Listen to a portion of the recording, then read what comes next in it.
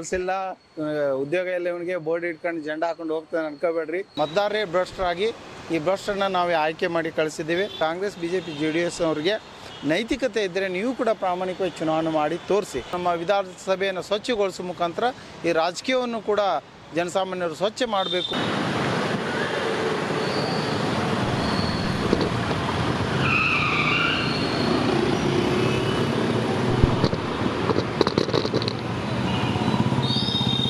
ನಮಸ್ಕಾರ ವೀಕ್ಷಕರೇ, ಇವರ ಹೆಸರು ನಾಗರಾಜ್ ಕಲಕುಟಗರ. ಓದಿದ್ದು ಎಂಜಿನಿಯರ್. ಲಕ್ಷಾಂತರ ರೂಪಾಯಿ ಕೆಲಸವನ್ನು, ಉದ್ಯೋಗವನ್ನು ಬಿಟ್ಟು ಸ್ವಾತಂತ್ರ್ಯ, ಸಮಾನತೆ, ಪ್ರಜಾಪ್ರಭುತ್ವದ ಉಳಿವಿಗಾಗಿ ಹಾಗೂ ಭ್ರಷ್ಟಾಚಾರ ಮುಕ್ತ ಪಾರದರ್ಶಕ ಜನಪರ ಆಡಳಿತಕ್ಕಾಗಿ ಸ್ವಚ್ಛ ವಿಧಾನಸಭೆ ಅಭಿಯಾನದ ಹೆಸರಿನಡಿ ರಾಜ್ಯಾದ್ಯಂತ ಪಾದಯಾತ್ರೆಯನ್ನು ನಡೆಸ್ತಾ ಇದ್ದಾರೆ. ಭ್ರಷ್ಟರಲ್ಲದ, ಕೋಮುವಾದಿಯಲ್ಲದ, ಪ್ರಬುದ್ಧ, ಜನಪರ, ಸುಸಂಸ್ಕೃತ ವ್ಯಕ್ತಿತ್ವವುಳ್ಳಂಥವರು ಬೇಕಾಗಿದ್ದಾರೆ ಎನ್ನುವಂತಹ ಫಲಕವನ್ನು ಹಿಡಿದುಕೊಂಡು ಸಾಕ್ತಾ ಇದ್ದಾರೆ. ಕರ್ನಾಟಕ ಹಾಗೂ ಭಾರತದ ಬಾವುಟವನ್ನು ಜೊತೆಗೆ ಕೊಂಡೊಯ್ತಾ ಇದ್ದಾರೆ. ಪಾದಯಾತ್ರೆಯ ಉದ್ದೇಶ, ಕಾರಣ, ಜನಬೆಂಬಲ ಇತ್ಯಾದಿಗಳ ಬಗ್ಗೆ ಜನಶಕ್ತಿ ಮೀಡಿಯಾ ಜೊತೆ ಮಾತನಾಡಿದ್ದಾರೆ. ಸರ್ ಹೇಳಿ, ಏನು ಉದ್ದೇಶವನ್ನು ಇಟ್ಕೊಂಡು ನೀವು ಪಾದಯಾತ್ರೆ ಮಾಡ್ತಾ ಇದ್ದೀರಿ? ಇದು ಸ್ವಚ್ಛ ವಿಧಾನಸಭೆ ಆಗಬೇಕು ಅಂತ. ಸ್ವಚ್ಛ ವಿಧಾನಸಭೆ ಅಂದ್ರೇನು? ಈಗ ನಮ್ಮ ಮನೆಯಲ್ಲಿ ಕಸ ಬಿದ್ದರೆ ನಾವು ಸುಮ್ಮನೆ ಇರ್ತೀವ, ಕ್ಲೀನ್ ಮಾಡ್ಕೊತೇವೆ. ಆಮೇಲೆ ಮನೆ ಮುಂದೆ ಚರಂಡಿ ತುಂಬಿದರೆ ಕ್ಲೀನ್ ಮಾಡ್ಕೊತೇವೆ. ಹಾಗೆ ಇವತ್ತು ನಮ್ಮ ವಿಧಾನಸಭೆಯಲ್ಲಿ ನಾವೇ ಚುನಾವಣೆ ಸಂದರ್ಭದಲ್ಲಿ ಹಣ, ಹೆಂಡ ಇನ್ನಿತರ ಆಮಿಷಕ್ಕೊಳಗಾಗಿ ಅಂದರೆ ಮತದಾರರೇ ಭ್ರಷ್ಟರಾಗಿ ಈ ಭ್ರಷ್ಟರನ್ನ ನಾವೇ ಆಯ್ಕೆ ಮಾಡಿ ಕಳಿಸಿದ್ದೀವಿ. ಇವತ್ತು ಎಗ್ಗಿಲ್ಲದೆ ಅವರು ಭ್ರಷ್ಟಾಚಾರ ಮಾಡಿಕೊಂಡು ನಮ್ಮ ಮೇಲೆ ಯಾರು ಪ್ರಶ್ನೆ ಮಾಡ್ತಾ ಅವ್ರ ಮೇಲೆ ದಬ್ಬಾಳಿಕೆ ಮಾಡ್ತಾ, ದೌರ್ಜನ್ಯ ಮಾಡ್ತಾ, ಸರ್ವಾಧಿಕಾರಿ ಅಂತ ಆಡಳಿತ ನಡೆಸ್ತಾ ಇದ್ದಾರೆ. ಹಾಗಾಗಿ ಮತ್ತು ಅವರು ಮಾಡೋ ಭ್ರಷ್ಟಾಚಾರದ ವಿರುದ್ಧ ಧ್ವನಿ ಎತ್ತಿದಾಗ ಜಾತಿ ಧರ್ಮದ ಹೆಸರಲ್ಲಿ ಆ ವಿಷಯವನ್ನು ಡೈವರ್ಟ್ ಮಾಡಿ ಭಾವನಾತ್ಮಕವಾಗಿ ಜನರನ್ನು ಕೇಳಿಸಕ್ಕಂಥ ಕೆಲಸ ಮಾಡ್ತಾರೆ. ಹಾಗಾಗಿ ಭ್ರಷ್ಟರು, ಕೋಮುವಾದಿಗಳು, ಜಾತಿವಾದಿಗಳು, ಕ್ರಿಮಿನಲ್ಗಳು ಮತ್ತು ಕುಟುಂಬ ರಾಜಕಾರಣ ಮಾಡ್ತಕ್ಕಂಥವ್ರನ್ನ ಅಧಿಕಾರದಿಂದ ದೂರ ಇಟ್ಟು ಸಜ್ಜನರು, ಪ್ರಾಮಾಣಿಕರು, ಜನಪರ ಕಾಳಜಿ ಇರ್ತಕ್ಕಂಥವ್ರನ್ನು ಮತ್ತು ಯುವಕರನ್ನ ಹೊಸಬರನ್ನು ವಿಧಾನಸಭೆಗೆ ಆಯ್ಕೆ ಮಾಡಿ ಕಳಿಸೋ ಮುಖಾಂತರ ಒಂದು ನಮ್ಮ ವಿಧಾನಸಭೆಯನ್ನು ಸ್ವಚ್ಛಗೊಳಿಸುವ ಮುಖಾಂತರ ಈ ರಾಜಕೀಯವನ್ನು ಕೂಡ ಜನಸಾಮಾನ್ಯರು ಸ್ವಚ್ಛ ಮಾಡಬೇಕು ಅಂಥೇಳಿ ಈ ಅಭಿಯಾನ ಮುಖಾಂತರ ನಾನು ರಾಜ್ಯಾದ್ಯಂತ ಪಾದಯಾತ್ರೆ ಮಾಡ್ತೀನಿ. ಈಗ ವಿಧಾನಸೌಧದಲ್ಲಿ ಭ್ರಷ್ಟಾಚಾರ ಇದೆ, ಜಾತಿವಾದಿಗಳಿದ್ದಾರೆ, ಕೋಮುವಾದಿಗಳಿದ್ದಾರೆ ಅಂತೇಳಿ ಯಾವ ಆಧಾರದಲ್ಲಿ ಹೇಳ್ತೀರಿ ಅಂತ? ನೋಡಿ, ಮೊದಲನೇದು ಇತ್ತೀಚೆಗೆ ಲೋಕಾಯುಕ್ತರು ಒಂದು ಏನು ಎಲ್ಲ IPS, IAS, KS ಎಲ್ಲ ಅಧಿಕಾರಿಗಳು ತಮ್ಮ ಏನು ಆಸ್ತಿ ವಿವರಗಳನ್ನು ಕೊಡಬೇಕು ಅಂದಾಗ ಏನಂತೀರಿ, ಅದು ತಡಬಾಯಿಸ್ತೇನೆ ಎಲ್ಲರೂ ಹೋಗ್ಬಿಟ್ಟು ಚೀಫ್ ಆಫೀಸರ್ಗೆ ಹೋಗಿ ಏನು ಮಾಡ್ತಾರೆ, ನಾವು ಯಾವುದು ಕೊಡಲ್ಲ ಮಾಹಿತಿ ಅಂತ ಹೇಳ್ತಾರೆ. ಅದರ ಅರ್ಥ ಏನು? ನೀವು ಪ್ರಾಮಾಣಿಕವಾಗಿ ಕೆಲಸ ಮಾಡಿದ್ರೆ ನಿಮ್ಮ ಆಸ್ತಿ ವಿವರಗಳನ್ನು ಕೊಡ್ತಾ ಇದ್ರಿ, ನಿಮ್ಮ ಮತ್ತಕ್ಕೆ ಎಷ್ಟು ಹಣ ಇದೆ ಬ್ಯಾಂಕ್ಗೆ ಕೊಡ್ತಾ ಇದ್ರಿ. ಹಾಗಾಗಿ ವಿಧಾನಸಭೆ ಪಡಸಾಲೆಯಲ್ಲೇ ಇದೆ ಏನು ಭ್ರಷ್ಟಾಚಾರ ನಡೀತಾ ಇದೆ. ಹಲವಾರು ಇದಕ್ಕೆ ನಿದರ್ಶನಗಳಿದ್ದಾವೆ. ಪೊಲೀಸ್ ಆಫೀಸರ್ಗಳು, ಪೊಲೀಸರು ಸಿಕ್ಕಾಕೊಂಡು ಬೀಳ್ತಾ ಇದ್ದಾರೆ. ಮತ್ತು ಲೋಕಾಯುಕ್ತರು ರೇಡ್ ಮಾಡಿದಾಗ KG ಗಟ್ಟಲೆ ಬಂಗಾರ, ಕಂತೆ ನೋಟುಗಳು ಅವ್ರ ಮನೇಲಿ ಸಿಗ್ತಾ ಇದೆ. ಈ ರೀತಿಯಾಗಿ ಸರ್ಕಾರಿ ನೌಕರರು ಮತ್ತು ಪೊಲೀಸರು ಇವರೆಲ್ಲರ ಮನೇಲಿ ಸಿಗ್ತಾ ಇರೋದು ನೋಡಿದ್ರೆ ಅದೆಲ್ಲ ವ್ಯಾಪಕವಾಗಿ ಭ್ರಷ್ಟಾಚಾರ ನಡೀತಾ ಇದೆ ಅನ್ನೋದ್ರ ಎರಡು ಮಾತಿಲ್ಲ. ಮತ್ತು ಇದನ್ನು ನಿಯಂತ್ರಣ ಮಾಡ್ತಕ್ಕಂಥ ಒಂದು ಜವಾಬ್ದಾರಿ ಸರ್ಕಾರದ್ದು. ಹಾಗಾಗಿ ಸರ್ಕಾರ ಕೂಡ ಯಾವುದೇ ಪಕ್ಷ ಸರ್ಕಾರ ಬರಲಿ, ಅದು ಕಾಂಗ್ರೆಸ್ ಇರಲಿ, BJP ಇರಲಿ, ಜಂಟಿ ಇರಲಿ, ಅವರು ಕೂಡ ಯಾವುದೇ ಪ್ರಾಮಾಣಿಕ ಪ್ರಯತ್ನ ಮಾಡ್ತಾ ಇಲ್ಲ. ಮತ್ತು ಮೇಲಾಗಿ ಮುಖ್ಯಮಂತ್ರಿ ಆದಿಯಾಗಿಯೇ ಇದು ನಡೀತಾ ಇದೆ. ಸ್ವತಃ ಅವ್ರ ಮೇಲೆ ಒಂದು ಆರೋಪ ಬರ್ತದೆ, ಮೂಢ ಹಗರಣ, 14 ಸೈಟಿನ ಹಗರಣ ಬರ್ತದೆ. ನಾನು ಮಾಡೇ ಇಲ್ಲ ಅನ್ಕೊಂತಾನೆ ತಾವು ಪಡೆದಂಥ ಸೈಟ್ಗಳನ್ನು ಅವರು ವಾಪಸ್ ಕೊಡ್ತಾರೆ. ಅಂದರೆ ನೀವು ಕಾನೂನುಬದ್ಧವಾಗಿ ಅದನ್ನು ಪಡ್ಕೊಂಡಿದ್ದಾದರೆ ಅದನ್ಯಾಕೆ ನೀವು ವಾಪಸ್ ಕೊಡ್ತಾ ಇದ್ರಿ? ಅಂದರೆ ಏನೋ ಒಂದು ತಪ್ಪು ನಡೆದಿದೆ ಅಂತಲೇ ಅರ್ಥ. ಹಾಗಾಗಿ ಮುಖ್ಯಮಂತ್ರಿ ಆದಿಯಾಗಿ ಆರೋಪ ಬಂದಾಗ ಅವರು ನೈತಿಕ ಹೊಣೆ ಹೊತ್ತು ರಾಜೀನಾಮೆ ಕೊಟ್ಟು ತನಿಖೆಗೆ ಸಹಕಾರ ಮಾಡಬೇಕಾಯಿತು. ಅದನ್ನು ಮಾಡದೆ ಅವರು ವಿರೋಧ ಪಕ್ಷದಲ್ಲಿದ್ದಾಗ ಒಂಥರ ಮಾತಾಡ್ತಾರೆ, ಈಗ ಅಧಿಕಾರದಲ್ಲಿದ್ದಾಗ ಒಂಥರ ಮಾತಾಡ್ತಾರೆ. ಹಾಗಾಗಿ ಮುಖ್ಯಮಂತ್ರಿ ಆದಿಯಾಗಿ ಹಿಡಿದು ಗ್ರಾಮ ಪಂಚಾಯತಿ ಅಧ್ಯಕ್ಷನವರೆಗೂ ಕೂಡ ನಮ್ಮ ರಾಜ್ಯದಲ್ಲಿ ನಡೀತಾ ಇದೆ. ಪ್ಯೂನಿಂದ ಹಿಡಿದು ಪ್ರೈಮ್ ಮಿನಿಸ್ಟರ್ವರೆಗೂ ನಡೀತಾ ಇದೆ, ಪಾರ್ಲಿಮೆಂಟ್ವರೆಗೂ ನಡೀತಾ ಇದೆ.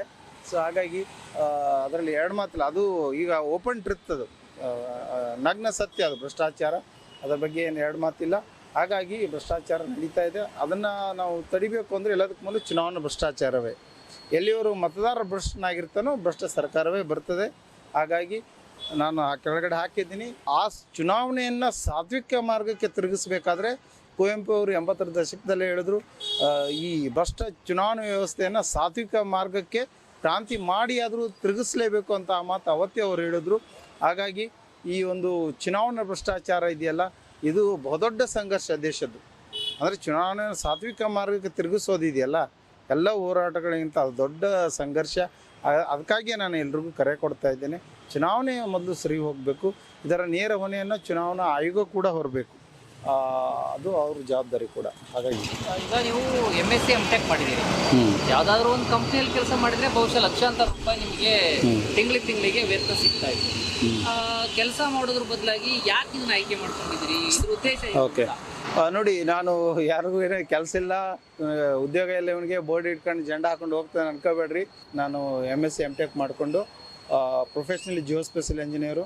ನಾನು ಇಲ್ಲೇ ಬೆಂಗಳೂರಿನ ಡೇಟಾ ಇನ್ಫೋಟೆಕ್ಕು, ಮುಂಬೈನ ರೋಲ್ಟಾ ಎಲ್ಲ ಇಂಟರ್ನ್ಯಾಷನಲ್ ಲೆವೆಲ್ ಕಂಪನೀಸ್ MNC ಕೆಲಸ ಮಾಡಿದ್ದೇನೆ. ಕ್ಯಾಡ್ಫೇಮ್ ಪುಣೆ ಜರ್ಮನಿ ಕಂಪ್ನಿ ಮಾಡಿ ಜರ್ಮನಿಗೆ ಹೋಗಿ ವಾಪಸ್ ಬಂದಿದ್ದೇನೆ. ನೀವು ಹೇಳ್ದಂಗೆ ಲಕ್ಷ ಸಂಬಳ ತಗೊಂಡು ಆಮೇಲೆ ಮತ್ತೆ ನಾನು ಇಂಡಿಯಾಗೆ ವಾಪಸ್ ಬಂದಮೇಲೆ ಅನ್ನಾ ಮೂಮೆಂಟ್ ನಡೀತಾ ಇತ್ತು. ತದನಂತರ ಆಮ್ ಆದ್ಮಿ ಪಾರ್ಟಿ ಅರವಿಂದ್ ಕೇಜ್ರಿವಾಲ್ ಪಕ್ಷಕ್ಕೆ ಹೋಗಿ ನಾನು ಡೆಲ್ಲಿಗೆ ಹೋಗಿ ಕ್ಯಾಂಪೇನ್ ಮಾಡಿದ್ದೇನೆ. ಸೊ ಮಾಡಿ ಆ ನಿಟ್ಟಿನಲ್ಲಿ ಒಂದಷ್ಟು ಪ್ರಾಮಾಣಿಕ ಕೆಲಸಗಳನ್ನು ಮಾಡಿದ್ದೇನೆ. ಅದಾದಮೇಲೆ ಮತ್ತೆ ನನ್ನ ಕೆಲಸದಲ್ಲಿ ನಾನು ಬ್ಯುಸಿ ಇದ್ದೆ. ಈಗ ಲಾಸ್ಟ್ ಟೈಮ್ ನಾನು 2028 ವಿಧಾನಸಭೆ ಚುನಾವಣೆಗೆ, ಲೋಕಸಭೆ ಚುನಾವಣೆಗೆ 24 ಕಂಟೆಸ್ಟ್ ಮಾಡಿದೆ.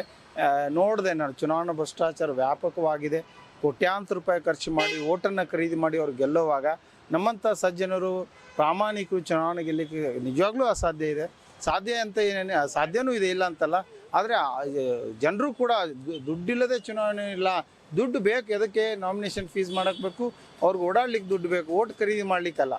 ಅದು ಆ ಕೆಲಸ ಅವ್ರು ಮಾಡ್ತಾ ಇದ್ದಾರೆ. ಅದಕ್ಕೆ ನಾನು ಹೇಳ್ತೇನೆ, ಕಾಂಗ್ರೆಸ್ BJP JDS ಅವ್ರಿಗೆ ನೈತಿಕತೆ ಇದ್ದರೆ ನೀವು ಕೂಡ ಪ್ರಾಮಾಣಿಕವಾಗಿ ಚುನಾವಣೆ ಮಾಡಿ ತೋರಿಸಿ, ಆಗ ನಮ್ಮ ಜೋಡಿ ಗೆದ್ದು ತೋರಿಸಿ. ನೀವು ಈ ರೀತಿಯಾಗಿ ಭ್ರಷ್ಟಾಚಾರ ಮಾಡ್ಕೊಂಡು ಓಟ್ ಖರೀದಿ ಮಾಡಿ ಅಧಿಕಾರ ಹಿಡಿಯೋದಿದೆಯಲ್ಲ, ನಾನು ಈಗಲೂ ಹೇಳ್ತೇನೆ, ಅದು ರಾಜ್ಯ ಸರ್ಕಾರ ಇರ್ಬೋದು, ಕೇಂದ್ರ ಸರ್ಕಾರದ ಇವೆಲ್ಲ ಭ್ರಷ್ಟ ಸರ್ಕಾರಗಳೇ. ಯಾಕೆಂದರೆ ಅವರೆಲ್ಲ ಹಣ ಎಂಡ ಹಂಚಿ ಓಟ್ ಖರೀದಿ ಮಾಡಿ ಅಧಿಕಾರ ಹಿಡಿದವರು. ಹಾಗಾಗಿ ನಾನು ಈ 3 ಜನರಿಗೆ ನಾನು ಚಾಲೆಂಜ್ ಮಾಡ್ತೀನಿ, ನೀವು ನಿಜವಾಗ್ಲೂ ನಿಮಗೆ ನಾಡು ಪ್ರೇಮ ದೇಶ ಪ್ರೇಮ ಅಂತೆಲ್ಲ ಮಾತಾಡ್ತೀರಿ, ನೀವು ಪ್ರಾಮಾಣಿಕವಾಗಿ ಚುನಾವಣೆ ಮಾಡಿ.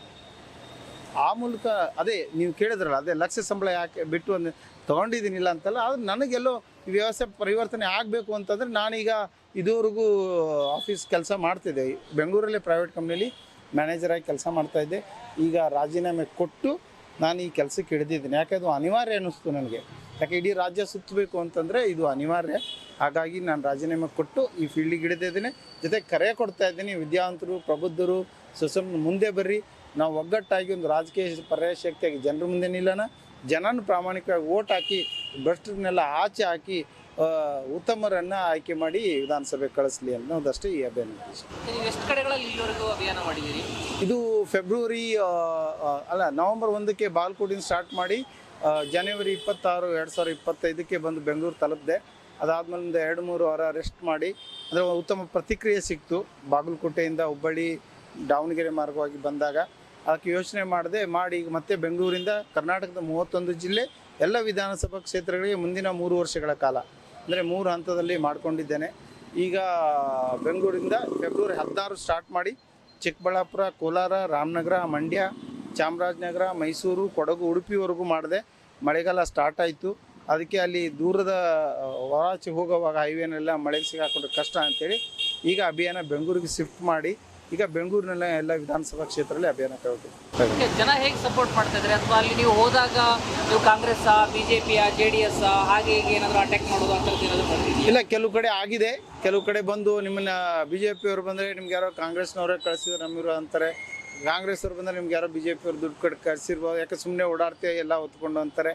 ಆ ಥರ ಯಾವುದೂ ಇಲ್ಲ. ನಾನು ಸ್ವತಃ ಚುನಾವಣೆ ಸ್ಪರ್ಧೆ ಮಾಡಿ ಚುನಾವಣಾ ಅಕ್ರಮಗಳನ್ನು ನಾನು ಕಣ್ಣಾರೆ ಕಂಡಿದ್ದೇನೆ, ಅನುಭವಿಸಿದ್ದೇನೆ. ಈ ಎಲ್ಲಿವರೆಗೂ ಚುನಾವಣೆಗಳು ಸರಿ ಹೋಗೋದಿಲ್ವೋ ಹಾಗಾಗಿ ಇಂಥ ವ್ಯವಸ್ಥೆ ಬದಲಾವಣೆ ಮಾಡೋದು ಕಷ್ಟ. ಹಾಗಾಗಿ ನಾನೇ ಫೀಲ್ಡಿಗೆ ಇಳಿದ್ಬಿಟ್ಟಿದ್ದೇನೆ. ನಂತರ 2 ವಿಚಾರ ನನಗೆ ಹೇಳಿದ್ರು, MLA MP ಎಲೆಕ್ಷನ್ ಕಂಟೆಸ್ಟ್ ಮಾಡಿದಾಗ, ನೀನು ಪ್ರಾಮಾಣಿಕವಾಗಿ ಮಾಡ್ತಾ ಇದ್ದೀಯಾ, ನಮ್ಗೆ ತುಂಬ ಇಷ್ಟ ಅದೇ, ಅದು ನೀವು ಒಬ್ಬನೇ ಗೆದ್ದು ಏನು ಮಾಡ್ತೀಯಾ ಭ್ರಷ್ಟರ ಮಧ್ಯೆ ಅಂತ ನನ್ನ ಕ್ಷೇತ್ರ ಜನ. ಎರಡನೇದು ಅದೊಂದು, ಎರಡನೇದು ನೀನು ಒಬ್ಬನೇ ಗೆದ್ದೋದ್ರೆ ನಿಂದೇನು ಸರ್ಕಾರ ಆಗುತ್ತಾ ಅಂತೇಳಿ ಪ್ರಶ್ನೆ ಮಾಡೋರು. ಅದಕ್ಕೆ ಆ ಪ್ರಶ್ನೆಗಳಿಗೆ ಉತ್ತರ ಕಂಡ್ಕೊಳ್ಬೇಕು ಅಂದರೆ ನಾನು ನನ್ನ ಥರ ಇರ್ತಕ್ಕಂಥ 224 ಜನರನ್ನ ಹುಡುಕಿ ರಾಜ್ಯದಿಂದ ನಿಲ್ಲಿಸಬೇಕು. ಆಮೇಲೆ ಓಟ್ ಹಾಕಿ ನಾನು ನಿಮಗೆ ಒಂದು ಉತ್ತಮ ಸರ್ಕಾರ ಕೊಡ್ತೇನೆ ಅಂತ ಒಂದು ಪ್ರಜಾ ಸರ್ಕಾರ ಮಾಡೋಣ ಅಂತೇಳಿ ಈ ಒಂದು ಅಭಿಯಾನ ಕೈಗೆತ್ತಿಕೊಂಡಿದ್ದೀನಿ. ಈಗ ಬಿಜೆಪಿ ಸರಿ ಇಲ್ಲ, ಅದು ಭ್ರಷ್ಟಾಚಾರ ಮಾಡ್ತಾ ಇದೆ ಅಂತೇಳಿ ಕಾಂಗ್ರೆಸ್ನ ಗೆಲ್ಸಿದ್ರು. ಸೊ ಭ್ರಷ್ಟಾಚಾರದ ವಿಚಾರ ಬಂದಾಗ ಎರಡೂ ಪಕ್ಷಗಳು ಒಂದೇ ಅಂತೇಳಿ ಜನ ಮಾತಾಡ್ಕೊಳ್ತಾ ಇದ್ದಾರೆ. ಇಂಥ ಸಂದರ್ಭದಲ್ಲಿ ನೀವು ಅಭಿಯಾನವನ್ನ ಮಾಡ್ತಾ ಇದ್ದೀವಿ, ಇದರಲ್ಲಿ ನೀವು ಏನಾದರೂ ಯಶಸ್ಸು ಕಾಣ್ತೀನಿ ಅನ್ನುವಂಥದ್ದು ಏನಾದರೂ ವಿಶ್ವಾಸ ಇದೆ. ಯಾಕೆ ಅದಕ್ಕೆ ನಾನು ಎರಡೂ ಒಟ್ಟಿಗೆ ಹಾಕ್ಕೊಂಡಿದ್ದೇನೆ. ಒಂದು ವಿಧಾನಸಭೆ ಲೋಕಸಭೆ ಸ್ವಚ್ಛ ಆಗಬೇಕು ಅಂದರೆ ನಾವು ಮೊದಲು ಸಜ್ಜನರು ಪ್ರಾಮಾಣಿಕರು ಒಂದು ಒಗ್ಗಟ್ಟಾಗಿ ಮುಂದೆ ಹೋಗಿ ರಾಜಕೀಯ ಪರ್ಯಾಯವಾಗಿ ನಿಲ್ಲಬೇಕು. ಯಾಕೆಂದರೆ ಜನರ ಹತ್ರ ಪರ್ಯಾಯ ಇಲ್ಲ. ಅವರೇ ಹೇಳುವಾಗೆ ನಾನು ಹೋಗುವಾಗ ಹೇಳ್ತಾರೆ ಎಲ್ಲ ಪಕ್ಷ ಅವೇ ಬಿಡುಪ್ಪ, ಎಲ್ಲರೂ ಅವರೇ ಅಧಿಕಾರಕ್ಕೆ ಬಂದಮೇಲೆ ಎಲ್ಲರೂ ಭ್ರಷ್ಟಾಚಾರ ಮಾಡೋವ್ರೆ ಅಂತಂದರೆ ಜನರಿಗೆ ಗೊತ್ತು ಅವ್ರು ಭ್ರಷ್ಟರು ಅಂತೇಳಿ. ಆದರೆ ಪರ್ಯಾಯ ಇಲ್ಲದ ಕಾರಣಕ್ಕೆ ಅವರು ಮತ್ತೆ ಕಾಂಗ್ರೆಸ್ಸು ಬಿ ಜೆ ಪಿ ಅಂತ ಅವರು ಅಲ್ಲೇ ಏನು ಚೇಂಜ್ ಮಾಡ್ತಾ ಇದ್ದಾರೆ. ಒಂದು ಪರ್ಯಾಯ ಪ್ರಬಲವಾಗಿ ಸಿಕ್ಕಲ್ಲಿ ಖಂಡಿತ ಜನ ಬದಲಾವಣೆಗೆ ಯಾರಿಗೆ ಬೇಕಿದೆ, ಲಂಚ ಕೊಡೋದು ಯಾರಿಗೆ ಬೇಕಾಗಿದೆ, ಅತ್ಯಾಚಾರಗಳಾಗೋದು ಯಾರಿಗೆ ಬೇಕಿದೆ, ಯಾರಿಗೂ ಇಷ್ಟ ಇಲ್ಲ. ಹಾಗಾಗಿ ಜನ ಒಂದು ಬದಲಾವಣೆಗೆ ಮನಸ್ಸಿದೆ, ಅದ್ರ ಪರ್ಯಾಯ ಇಲ್ಲ. ಹಾಗಾಗಿ ಆ ನಿಟ್ಟಿನಲ್ಲಿ ನಮ್ಮ ಪ್ರಯತ್ನ ನಡೀತಾ ಇದೆ. ಅಂತಿಮವಾಗಿ ನಾನು ಹೇಳೋದಿಷ್ಟೇ, ವಿದ್ಯಾವಂತರು, ಪ್ರಬುದ್ಧರು, ಸುಸಂಸ್ಕೃತರು ಬರೀ ಮಾತಾಡ್ತಾ ಕೂಡಬೇಡ್ರಿ. ಚುನಾವಣೆಗೆ ಸ್ಪರ್ಧೆ ಮಾಡಲಿಕ್ಕೆ ಮುಂದೆ ಬರ್ರಿ, ಒಗ್ಗಟ್ಟಾಗಿ ಒಂದು ಪರ್ಯಾಯ ಶಕ್ತಿಯಾಗಿ ನಿಲ್ಲೋಣ. ಯಾಕೆ ಚುನಾವಣೆಗೆ ಅವರೇನೋ ಕೋಟಿ ಖರ್ಚು ಮಾಡಲಿ, ಅವ್ರನ್ನು 50-100 ಕೋಟಿ ಮಾಡಲಿ, ಅವರು ಅದನ್ನೇ ಮಾಡ್ಕೊಂಡು ಬಂದಿರೋದು. ನಾವು ಪ್ರಾಮಾಣಿಕವಾಗಿ ಚುನಾವಣೆ ಮಾಡೋಣ. ಯಾಕೆ ನಾನು ಮಾಡಿ ತೋರಿಸಿದ್ದೇನೆ ಪ್ರಾಮಾಣಿಕವಾಗಿ ಚುನಾವಣೆ, ಅದು ಸಾಧ್ಯ ಇದೆ. ನಾವು ಪ್ರಾಮಾಣಿಕವಾಗಿ ಚುನಾವಣೆ ಮಾಡ್ತೀವಿ. ಅವ್ರು ಬೇಕಾದ್ರೆ ದುಡ್ಡು ಹಂಚಿ ಏನೋ ಮಾಡ್ಕೊಂಡು ಹೋಗಲಿ, ನಾವು ಏನಿದೆ ಪ್ರಾಮಾಣಿಕ ಮಾಡೋಣ. ಬರ್ರಿ ಎಲೆಕ್ಷನ್ಗೆ ಹೋಗೋಣ, ಗೆಲ್ಲೋಣ, ಒಳಗೆ ಹೋಗೋಣ, ಭ್ರಷ್ಟರನ್ನ ಎಲ್ಲಿ ಕೃಷ್ಣನ ಸ್ಥಾನಕ್ಕೆ ಕಳ್ಸೋಣ. ಅದು ಸಮಯ ಬರ್ತದೆ. ಅದಕ್ಕೆ ಈ ಒಂದು ಅಭಿಯಾನ ಮಾಡ್ಕೊಳ್ತಾ ಇದ್ದೀವಿ.